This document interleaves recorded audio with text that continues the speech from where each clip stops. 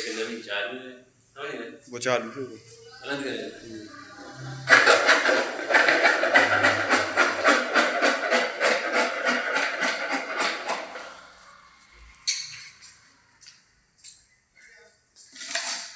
बनाओ तो वीडियो बता दी।